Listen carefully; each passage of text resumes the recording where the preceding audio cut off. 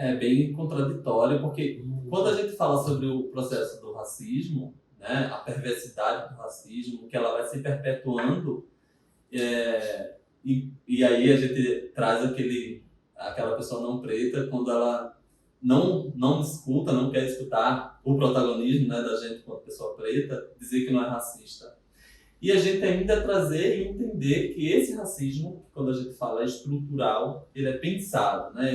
Ele foi estudado para apagar o conhecimento, né? Quando a gente começa a pensar, quando a gente faz história e ciência, né? E aí a gente começa a entender que foi estudado no cérebro para provar que era incapaz, né? Da intelectualidade de uma raça.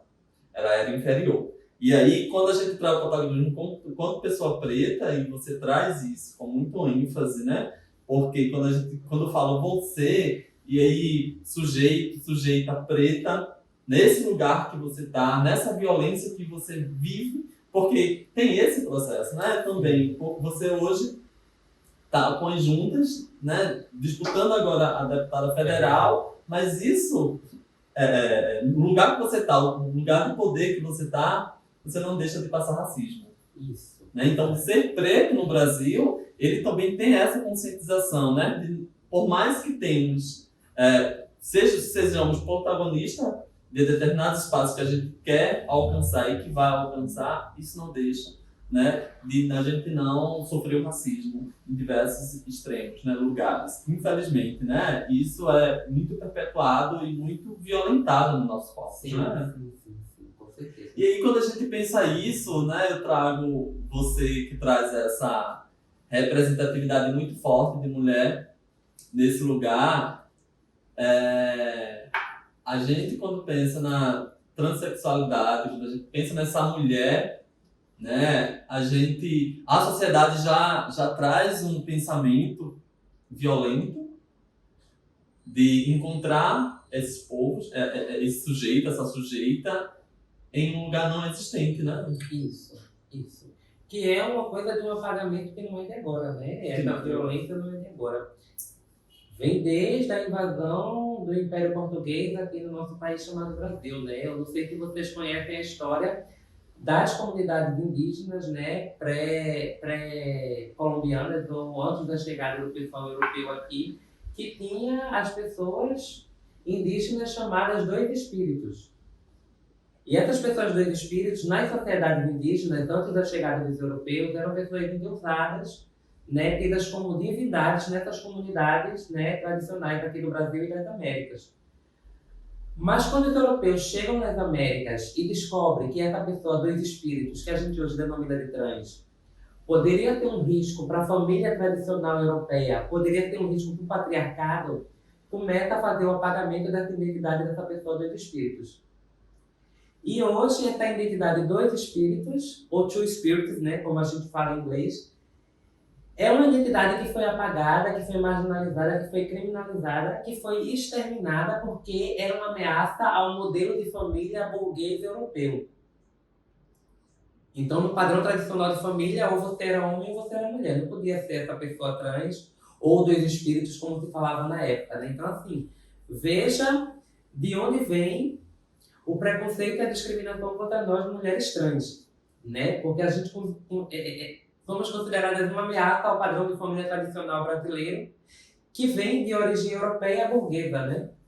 E a partir daí a gente traz as origens da discriminação e do preconceito, não somente contra a população LGBTQIA+, mas também contra mulheres trans negras que não obedecem um padrão de gênero e nem um padrão de raça dessa família tradicional europeia, né, abençoada pelo catolicismo.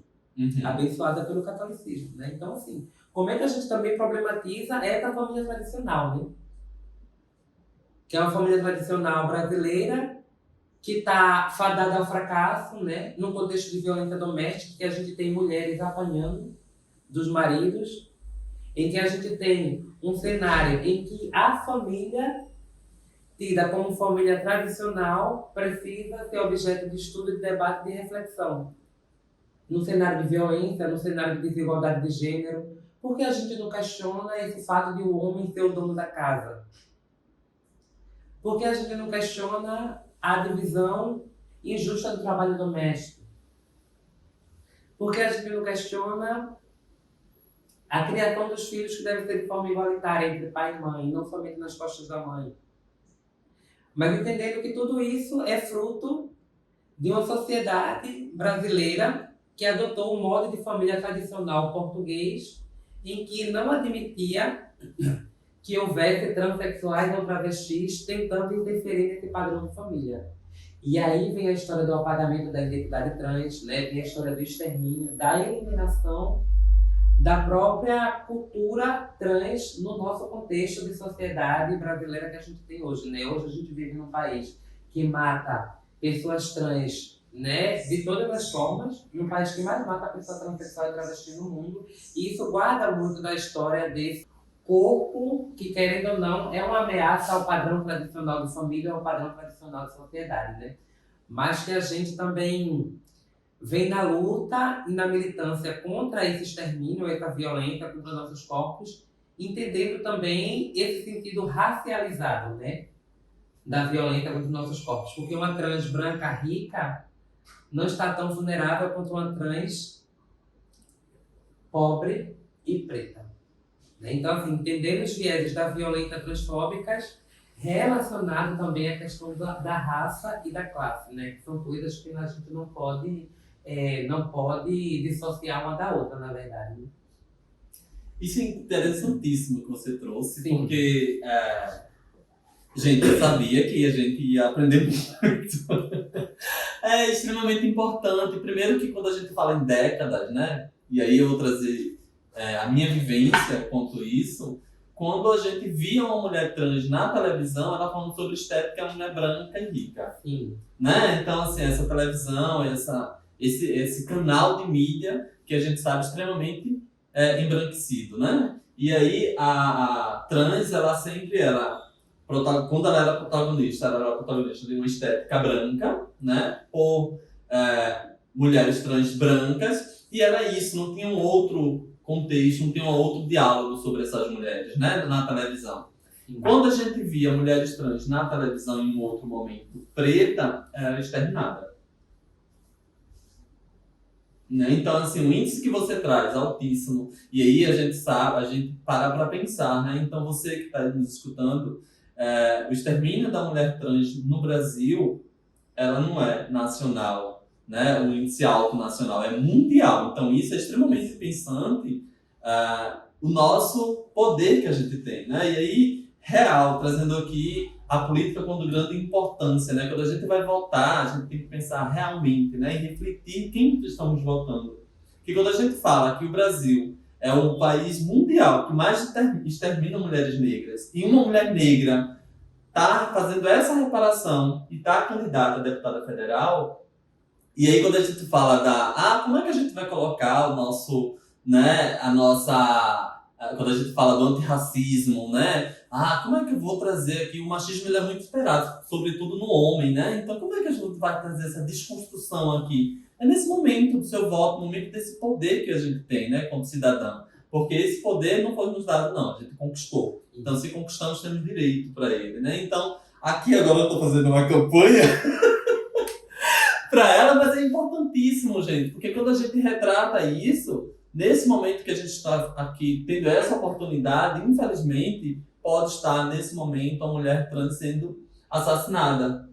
Essa é a realidade, né? E essa realidade que vai trazer a pessoa que vai estar com a caneta na mão e pensante, quanto pessoa, né, como nós, negros, pobres, que não somos orgulhosos de estar falando isso não é orgulho, né? Isso é uma vivência que a gente realmente tem e que aqui a gente estamos agora fazendo essa reparação e a luta dessa conquista era para que os nossos que venham antes, né, nossas crianças, né? Então as crianças que estão nascendo e que estão com o processo de conhecimento quanto mulher trans, preta ou não preta, uma pessoa que vai estar nesse poder, essa criança ela vai ter uma saúde digna. Né? Pensar nessa concepção, né? E pensar no seu voto. Para quem está indo no seu voto? E uma coisa que Robin trouxe, que é extremamente importante, que eu não sabia, é sobre a primeira mulher negra trans né, deputada federal, sobretudo em Pernambuco, sobretudo mais ainda, que é pior, no Nordeste. Gente, é extremamente... Vamos refletir sobre isso, porque é Nordeste, a gente não teve uma deputada federal, e aí a gente vai para N gêneros, tanto homem quanto mulher. No Nordeste, está sendo agora que a gente está fazendo. E aí não fala do retrocesso, não fala da conscientização e da manipulação do homem branco no poder para que não tenhamos essas pessoas, né? Isso É por isso que a gente, dentro do PSOL, né, que o PSOL é isso, né? O PSOL é o Partido Socialismo e Liberdade, que faz parte da Frente Ampla de Esquerda, né, que nunca elegeu deputada federal no Norte e Nordeste, né? No Nordeste, na verdade, né?